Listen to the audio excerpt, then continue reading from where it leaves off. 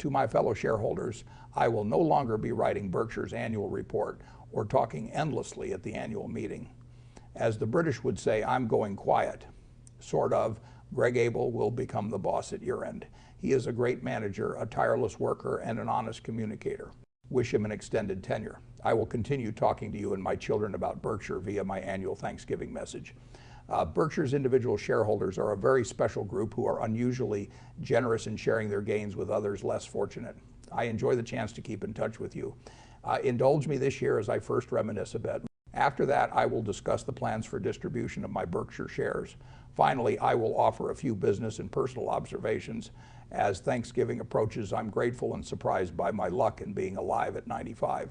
When I was young, this outcome did not look like a good bet. Early on, I nearly died.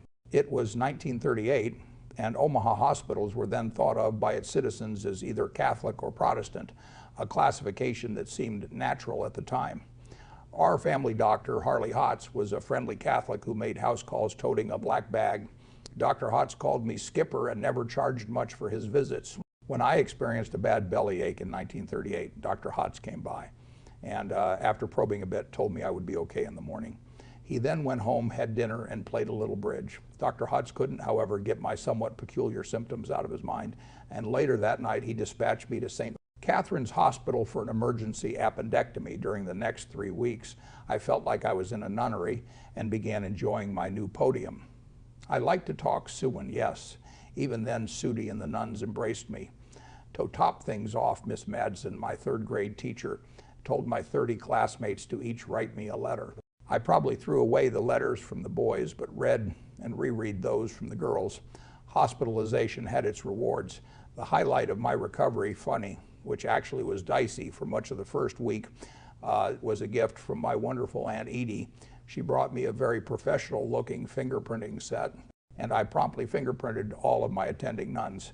I was probably the first Protestant kid they had seen at St. Catherine's, and they didn't know what to expect.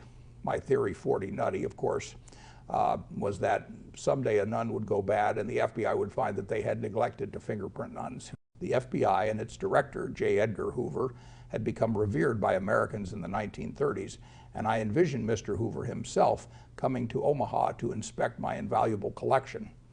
I further fantasized that J. Edgar and I would quickly identify and apprehend the wayward nun.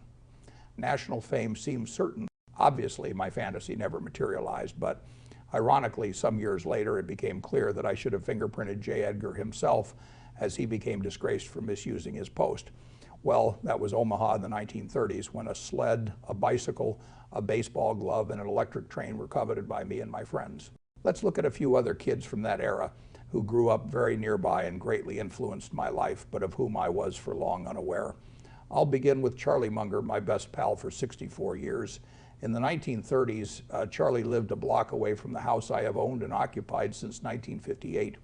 Early on, I missed befriending Charlie by a whisker. Charlie, 6 2/3 years older than I, worked in the summer of 1940 at my grandfather's grocery store, earning $2 for a 10-hour day. Thrift runs deep in Buffett blood. The following year, I did similar work at the store, but I never met Charlie until 1959 when he was 35 and I was 28.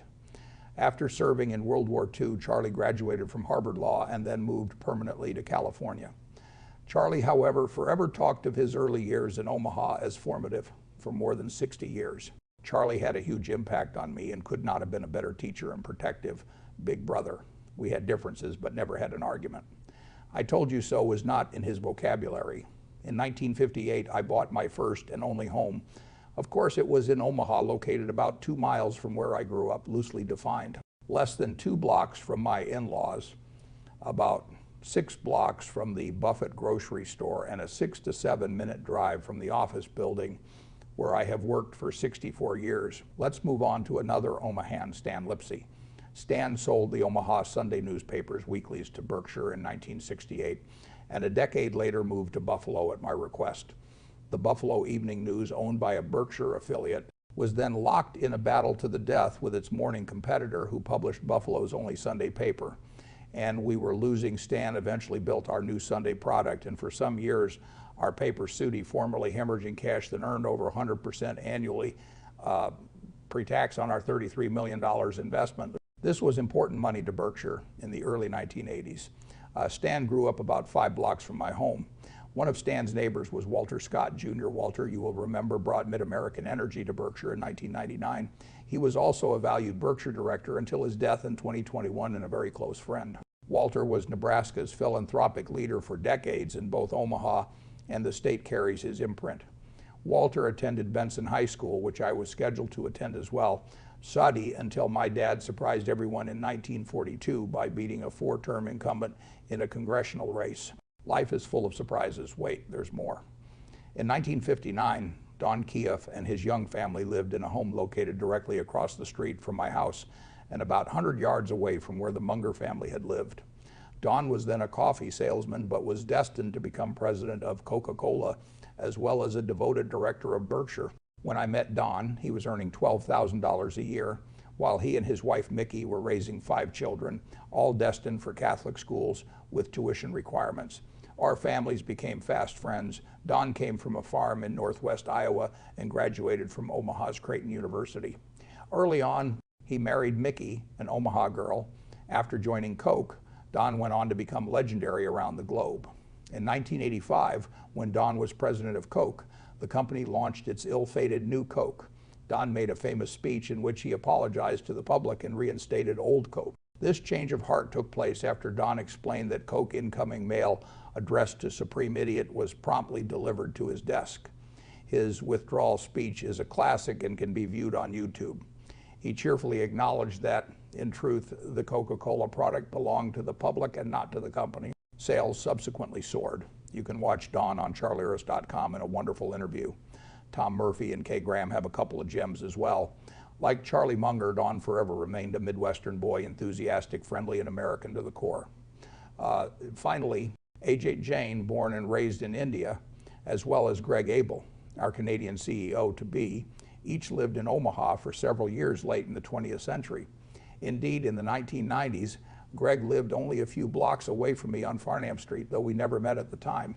Can it be that there is some magic ingredient in Omaha's water? I lived a few teenage years in Washington, D.C. When my dad was in Congress, and in 1954, I took what I thought would be a permanent job in Manhattan.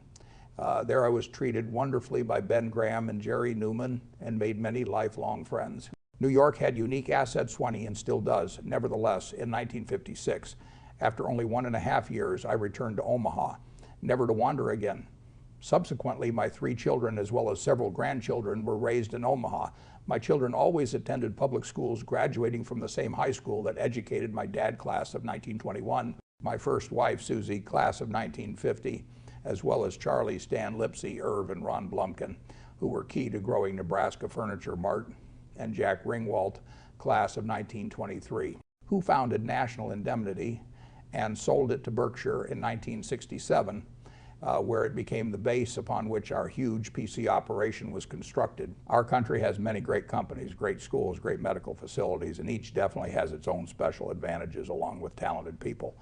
But I feel very lucky to have the good fortune to make many lifelong friends, to meet both of my wives, to receive a great start in education at public schools, to meet many interesting and friendly adult Omahans when I was very young, and to make a wide variety of friends in the Nebraska National Guard. In short, Nebraska has been home.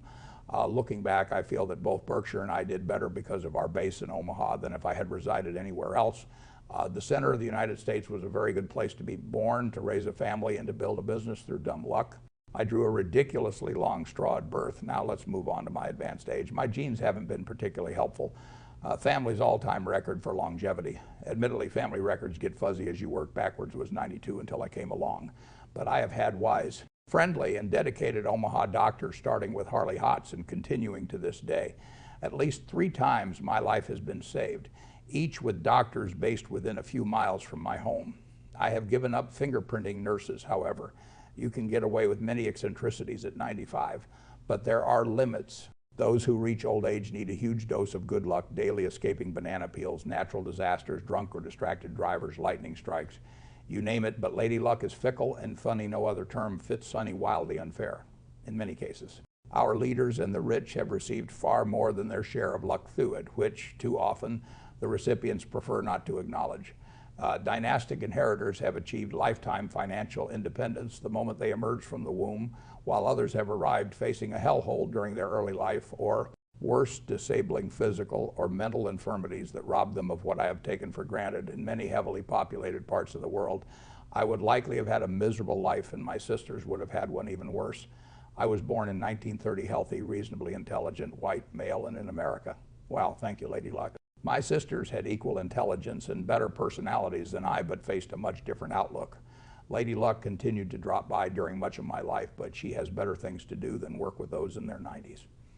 Luck has its limits. Father Time, to the contrary, now finds me more interesting as I age, and he is undefeated. For him, everyone ends up on his scorecard as wins, when balance, sight, hearing, and memory are all on a persistently downward slope. You know, Father Time is in the neighborhood. I was late in becoming Old Thubby. Its onset materially varies study, but once it appears, it is not to be denied. To my surprise, I generally feel good. Though I move slowly and read with increasing difficulty, I am at the office 5 days a week, where I work with wonderful people.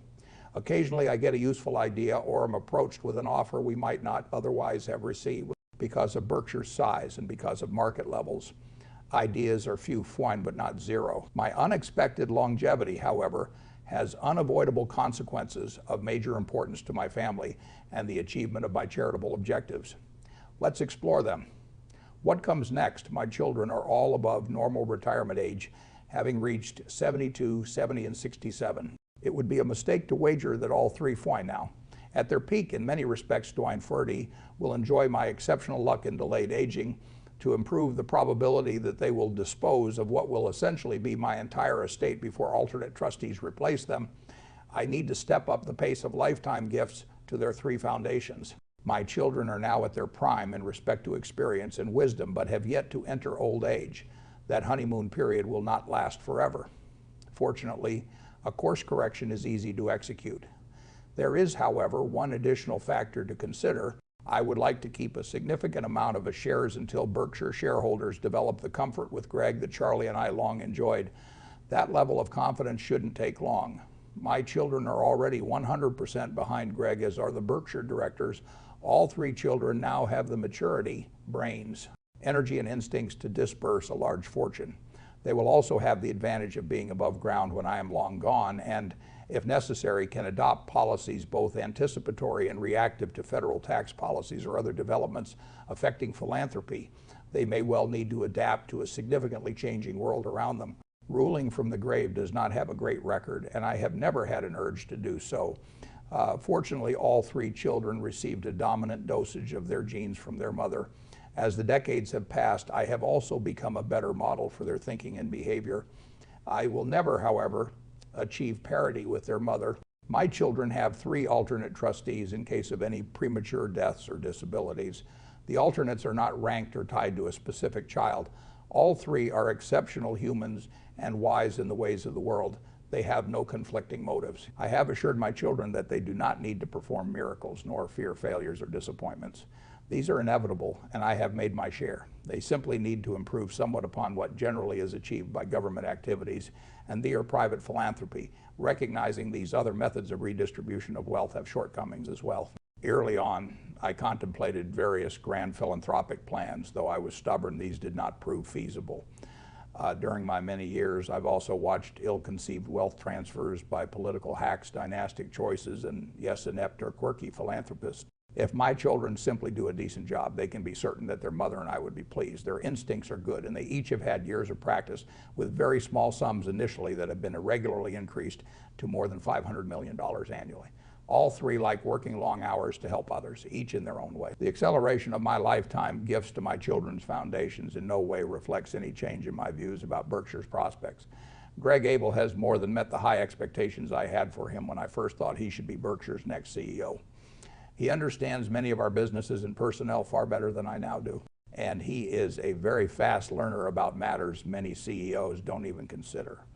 I can't think of a CEO, a management consultant, an academic, a member of government, 20, you name it, shoe in, that I would select over Greg to handle your savings and mine. Greg understands, for example. Far more about both the upside potential and the dangers of our P4C insurance business than do a great many longtime P4C executives.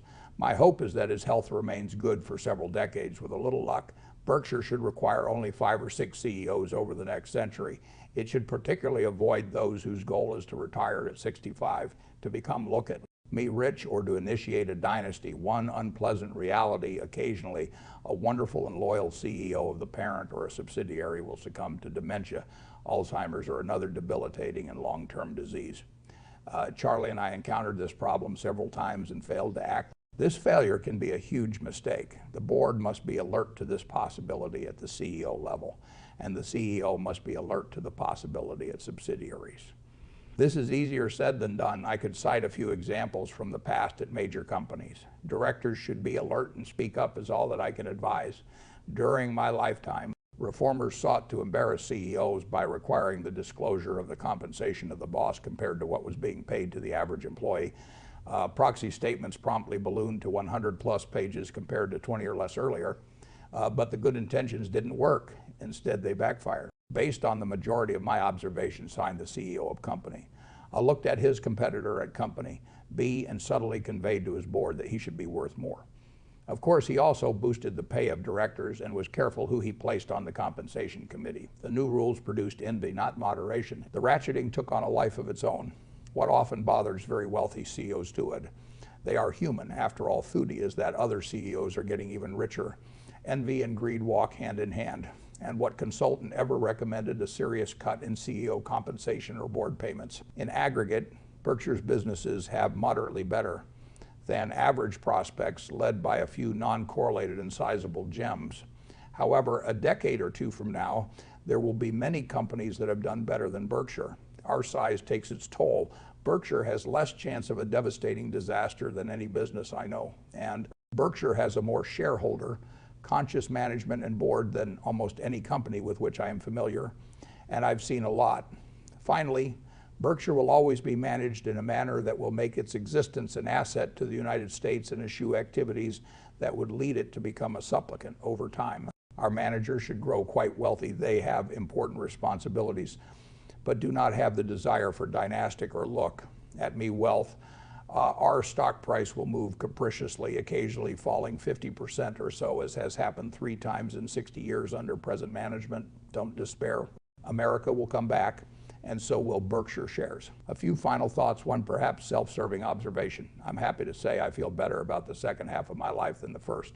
My advice, don't beat yourself up over past mistakes, learn at least a little from them and move on.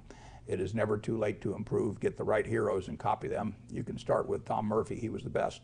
Remember Alfred Nobel, later of Nobel Prize fame, who Suri read his own obituary that was mistakenly printed when his brother died and a newspaper got mixed up. He was horrified at what he read and realized he should change his behavior. Don't count on a newsroom mix-up. Decide what you would like your obituary to say and live the life to deserve it. Greatness does not come about through accumulating great amounts of money, great amounts of publicity, or great power in government. When you help someone in any of thousands of ways, you help the world. Kindness is costless, but also priceless. Whether you are religious or not, it's hard to beat the golden rule as a guide to behavior. I write this as one who has been thoughtless countless times and made many mistakes, but also became very lucky in learning from some wonderful friends how to behave better. Still a long way from perfect, however. Keep in mind that the cleaning lady is as much a human being as the chairman. I wish all who read this a very happy Thanksgiving. Yes, even the jerks, it's never too late to change. Remember to thank America for maximizing your opportunities, but it is someday inevitably fly capricious and sometimes venal in distributing its rewards. Choose your heroes very carefully and then emulate them. You will never be perfect, but you can always be better.